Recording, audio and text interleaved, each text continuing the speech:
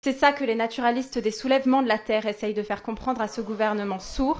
S'il vous Et plaît, sachez, chers collègues, qu'on ne dissout pas un soulèvement.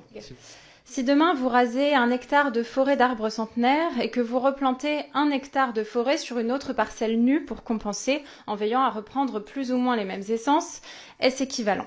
Eh bien non, parce que vos vieux arbres centenaires ont certainement commencé à se creuser, et la faune y a contribué. Un pic noir a creusé par là, les insectes ont aidé parfois, bref, une belle cavité est là. Et cette cavité, elle est unique. Elle met du temps à se créer, elle n'existe pas chez les jeunes arbres, et pourtant elle est le refuge privilégié par ici d'une chouette, la chouette de Tegmalm, ou par là de chauves-souris, comme le murin de Bechstein par exemple.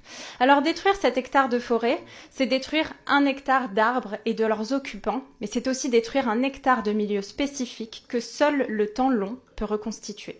Vos jeunes arbres replantés n'y pourront donc rien. Et c'est cette destruction d'habitat qui est la première cause de la chute vertigineuse de biodiversité à laquelle nous assistons. Cette chute entraînant avec elle l'équilibre fragile des écosystèmes dont nous dépendons toutes et tous. Cette chute entraînant avec elle le simple droit des générations futures à profiter sur cette planète d'une nature riche et vivante.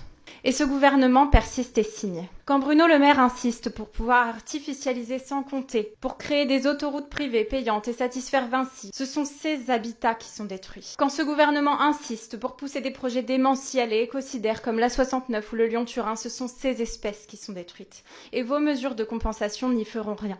C'est ça que les naturalistes des soulèvements de la Terre essayent de faire comprendre à ce gouvernement sourd. C'est au nom des générations futures que la Terre se soulève. S'il vous plaît, sachez, chers collègues, qu'on ne dissout pas un soulèvement.